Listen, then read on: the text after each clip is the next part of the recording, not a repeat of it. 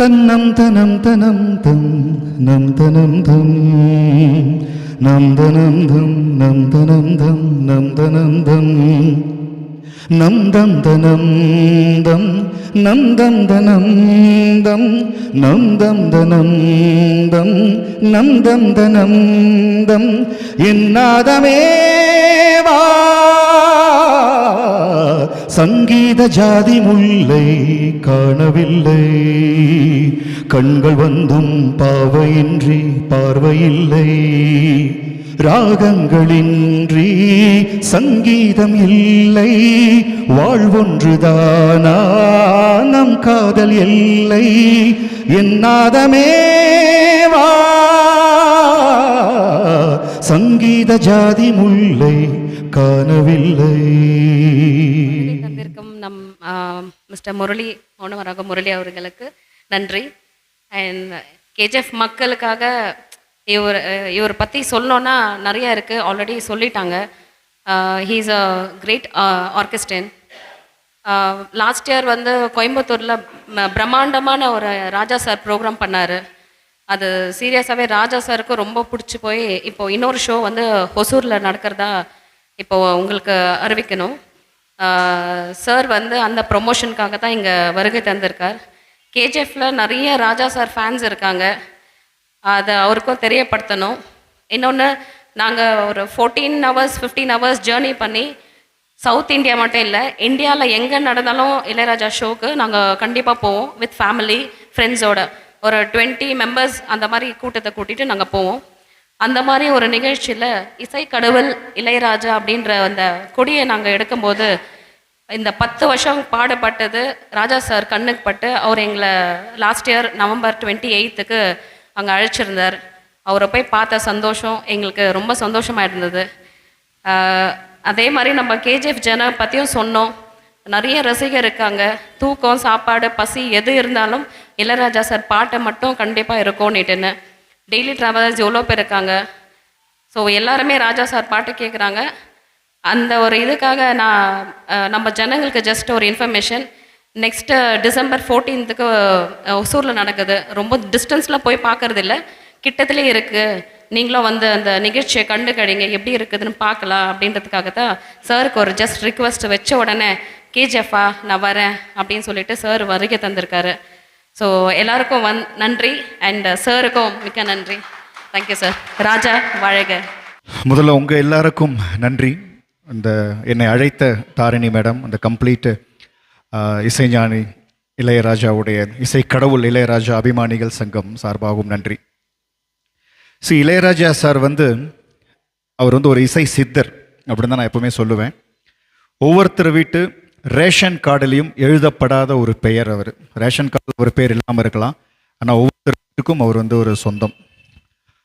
அதுக்கு காரணம் அவரை தாண்டி நம்மளால் ஒரு வாழ்க்கையை கடத்த முடியாது, ஒரு நாளை கடத்த முடியாது. அப்படி ஒவ்வொருத்தர் உடம்புக்குள்ளேயும் ஒரு சோல், ஒரு ஜீவனாக ஊடுருவிருக்காரு.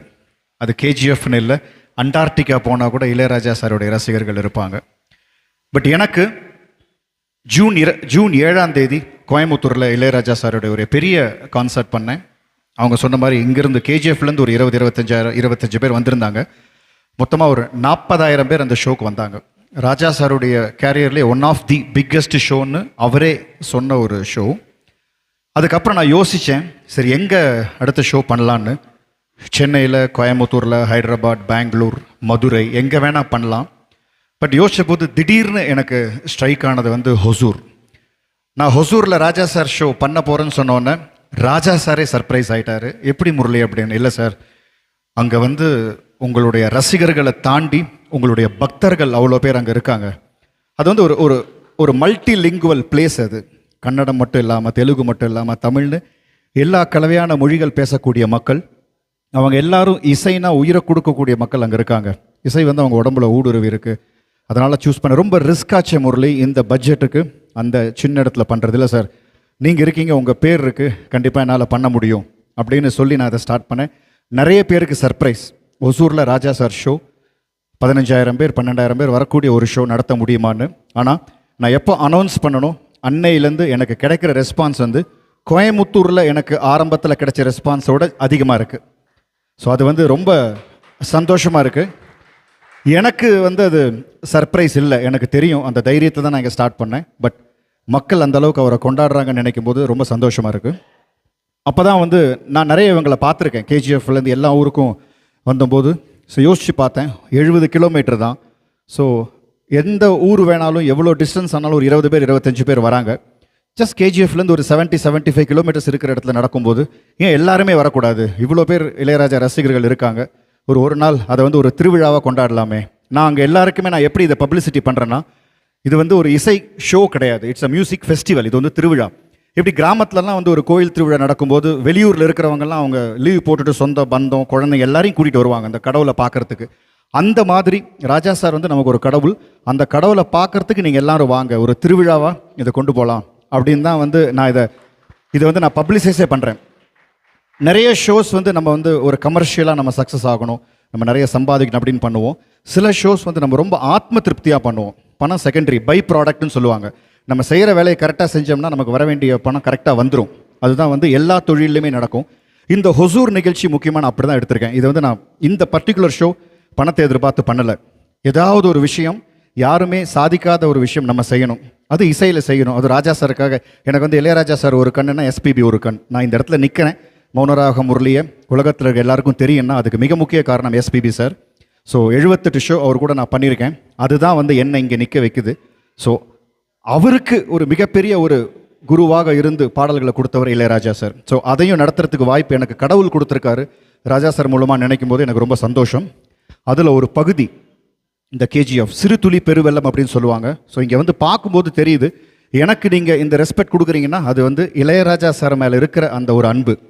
அது வந்து ரொம்ப ரொம்ப ஆச்சரியமாக இருக்குது. இன்னும் நிறைய நம்ம சாதிக்கணும், ஏதாவது ஒரு விஷயத்தை சாதிக்கணும் அப்படிங்கிற ஒரு உண்டுதல்.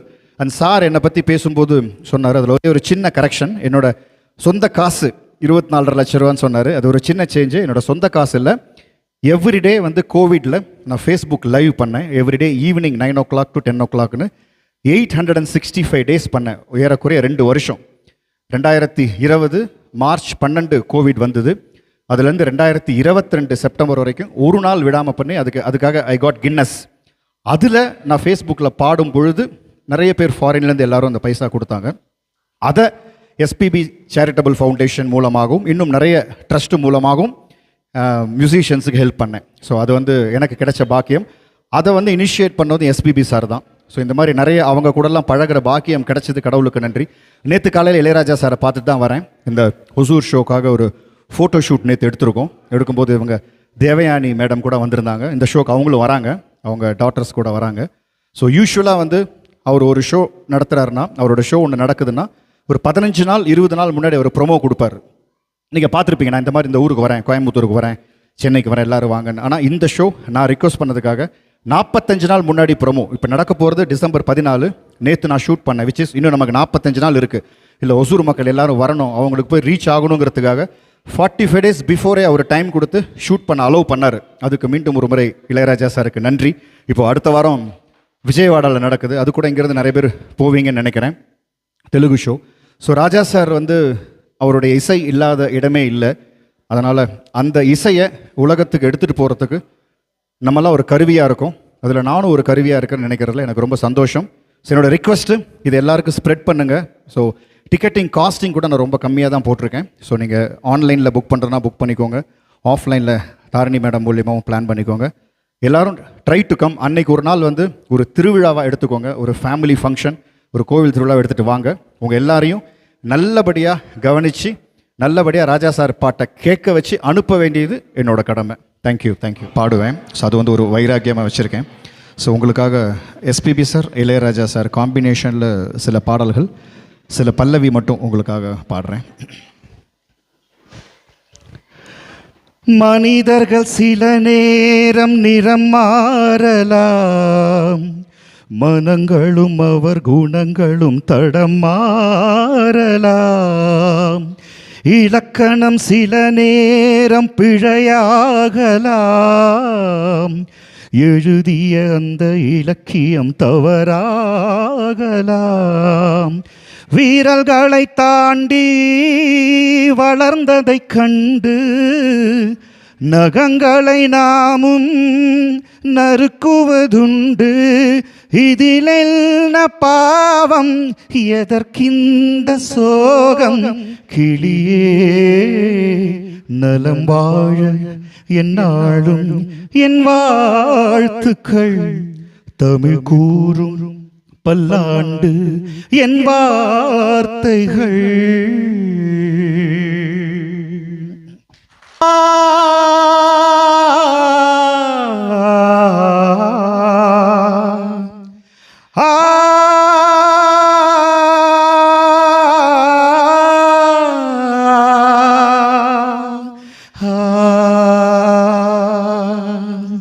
மன்றம் வந்த தென்றலுக்கு மஞ்சம் வர நெஞ்சமில்லையோ, அன்பே என் அன்பே தொட்டவுடன் சுட்டதென்ன கட்டழகு வட்ட நிலவோ. கண்ணே என் கண்ணே பூபாலமே கூடாதென்னும் வானம் உண்டோ சொல். மன்றம் வந்த தென்றலுக்கு மஞ்சம் வர நெஞ்சமில்லையோ, அன்பே என் அன்பே.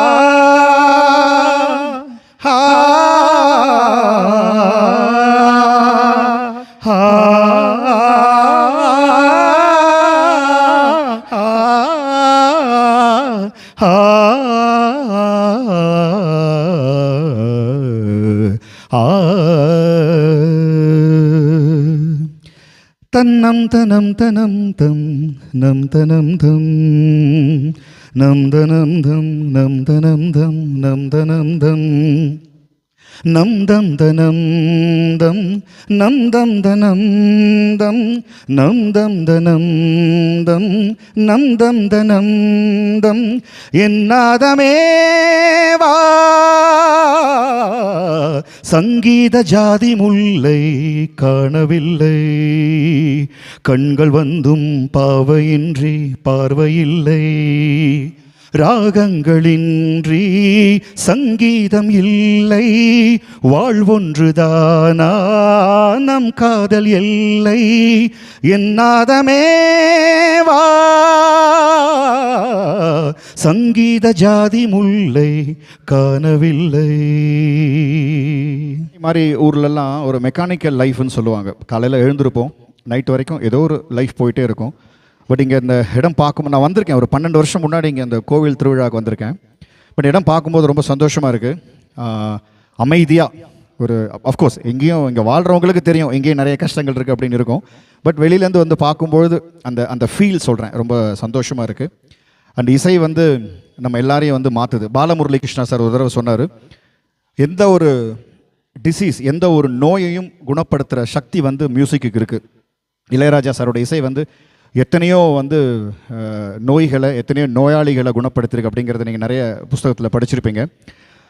வேர்ல்டுலேயே வந்து அவர் மட்டும்தான் ஒரே இசையமைப்பாளர் எல்லா இன்ஸ்ட்ருமெண்ட்ஸுக்கும் நொட்டேஷன்ஸ் கொடுக்கக்கூடிய ஒரே மியூசிக் டைரக்டர் இந்த வேர்ல்டு இளையராஜா சார் தான். அது நிறைய பேருக்கு தெரியாது. அதாவது நிறைய இசையமைப்பாளர்கள் வந்து நொட்டேஷன்ஸ் கொடுப்பாங்க, பாடி காமிப்பாங்க, சில இன்ஸ்ட்ருமெண்ட்ஸுக்கு வந்து நோட்ஸ் கொடுப்பாங்க. பட் எந்த இன்ஸ்ட்ருமெண்ட்டாக இருந்தாலும் எழுதக்கூட எழுதாமல் தன்னுடைய மெமரியிலேயே ரிஜிஸ்டர் பண்ணி அந்த நொட்டேஷன்ஸ் கொடுக்கக்கூடிய ஒரே இசையமைப்பாளர். ஸோ அதனால் வந்து அவர் வந்து பியாண்ட் எவ்ரி திங், அவரை வந்து அதனால தான் அவங்க இசை கடவுள்னு வச்சிருக்கிற பேர் வந்து 100% அவருக்கு பொருந்தும். ஆனால் அவரை பார்த்தீங்கன்னா இன்னும் நான் சாதிக்க வேண்டியது நிறைய இருக்குது அப்படின்ட்டு உட்காந்து எழுதிட்டு இருக்காரு. காலையில் 7 மணிக்கு நம்மளுடைய வாட்சில் வந்து டைம் கூட 7:05 இல்லை வந்து 6:55 இருக்கலாம். அவர் ஷார்ப்பாக அவருடைய ஸ்டூடியோக்கு 7 மணிக்கு வந்துடுவார். வந்து அவர் டிஃபன் சாப்பிட்டுட்டு அவர் பாட்டுக்கு எழுதிட்டே இருப்பார். இப்போ செகண்ட் சிம்ஃபனி எழுத ஆரம்பிச்சிட்டாரு. ஸோ அப்படி ஒரு இசை மேதை, அப்படி ஒரு அதனால தான் அவரை வந்து நான் இசை சித்தர்னு குறிப்பிடுவேன். பிகாஸ் அவர் ஒரு சாதாரண மனுஷன் கிடையாது.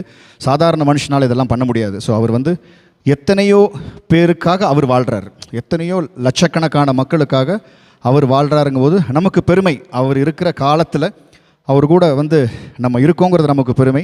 எனக்கு கொஞ்சம் எக்ஸ்ட்ரா பெருமை, அவர் கூட சேர்ந்து நான் ட்ராவல் பண்ணுறேன் அப்படிங்கிறது ரொம்ப சந்தோஷமாக இருக்குது. அதனால் வந்து இந்த மாதிரி இன்னும் நிறைய புதிய முயற்சிகள் எங்கெல்லாம் அவருடைய ஷோ நடக்கலையோ அங்கெல்லாம் நடத்துகிற மாதிரியும் ஒரு பிளான் இருக்குது. ஏன்னா அவர் வந்து ஒரு 84 வயது இளைஞர் அவர். ஸோ அதனால் வந்து அவர் எங்கே வேணால் வருவார். நீங்கள் பார்த்துருப்பீங்க, ஸ்டேஜில் 4 மணி நேரம் 4.5 மணி நேரம் அங்கே நகராமல் நிற்பார், உட்கார மாட்டார், நிற்பார், கண்ணாடி கூட போட மாட்டார். அந்த அளவுக்கு கான்சன்ட்ரேஷன் நோட்டேஷன்ஸில் இருக்கும், வாசிக்கிறவங்க மேலே இருக்கும். அண்ட் இன்னொன்று நம்ம மார்தட்டி சொல்லலாம், he is the only musician. அவருடைய மியூசிஷியன்ஸ் மட்டும்தான் பெர்ஃபார்மர்ஸ், மற்ற எல்லாருமே ப்ரோக்ராமர்ஸ். நான் இந்த ஃபீல்டில் இருந்துக்கிட்டே சொல்கிறேன், ப்ரோக்ராமர்னால் பட்டனை தட்டி விட்டு அவங்க சும்மா இருப்பாங்க, அது பாட்டுக்கு ப்ளே ஆகும்.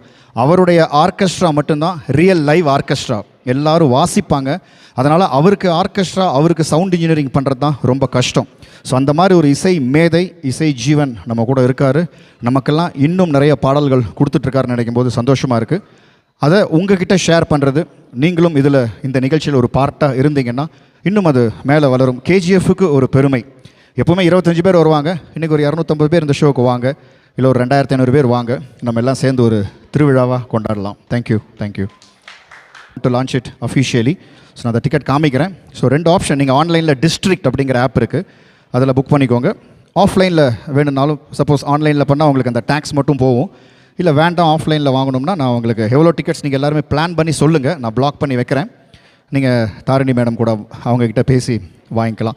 1000 ரூபீஸ்லேருந்து இருக்குது. 500 இருந்தது, ஆனால் நான் ஆன்லைனில் லான்ச் பண்ண ஆஃப்டர்நூனே 500 தீர்ந்து போச்சு. அதனால் வந்து அவ்வளோ ஃபாஸ்ட்டாக புக் ஆகிடுச்சு. So 1000, 2500, 5000, 10,000 and 25,000. கோயம்புத்தூரில் பண்ணும்போது 1,50,000 வச்சுருந்தோம். பட் இங்கே ஹொசூருங்கிறனால டிக்கெட்டிங் காஸ்ட்டையும் குறைச்சிட்டோம். அண்ட் பல்காக பண்ணும்போது அந்த 1000 ரூபீஸ் இருந்தால் கூட அதுலேயும் we want to give some offer, உங்களுக்கு ஏதாவது ஒரு ஆஃபர் டிஸ்கவுண்ட் கொடுத்து. இது நோக்கம் வந்து நீங்கள் எல்லோரும், நம்ம ஒரு சினிமாவுக்கு போகிறோம், ஒரு 4 பேர் வந்து ஒரு தியேட்டரில் போய் படம் பார்த்தோம்னா 3000 4000 டிக்கெட்டோட நம்ம வாங்குகிற ஸ்நாக்ஸ்க்கு வந்து காசு ஜாஸ்தி. ஒரு நாள் இந்த மாதிரி ஒரு இசை ஞானியுடைய லைவ் பெர்ஃபார்மன்ஸை பார்க்குறதுங்கிறது அது வந்து என்னன்னு சொல்கிறது, காண கண் கோடி போதாது அப்படின்னு சொல்லுவாங்க, அந்த மாதிரி ஒரு விஷயம். ஸோ வாங்க எல்லோரும் சேர்ந்து அவரை கொண்டாடலாம். தேங்க்யூ. கேஜிஎஃப்பில் நம்ம டிசம்பர் 14 அன்னைக்கு அந்த கான்டெஸ்ட். இதில் இன்னொரு முக்கியமான விஷயம், அவருடைய 50வது வருஷத்தை நம்ம செலிப்ரேட் பண்ணுறோம். அது இன்னும் ஒரு மிகப்பெரிய பெருமை. ஒசூரில் ராஜா அப்படிங்கிற தலைப்பில் அந்த நிகழ்ச்சியுடைய டிக்கெட்டை ஹொசூரில் நம்ம பண்ண போகிறோம், லான்ச் பண்ணிட்டோம். கேஜிஎஃப்பில் இன்றைக்கி அஃபிஷியலாக லான்ச் பண்ணுவதில் மிக்க மகிழ்ச்சி. நன்றி.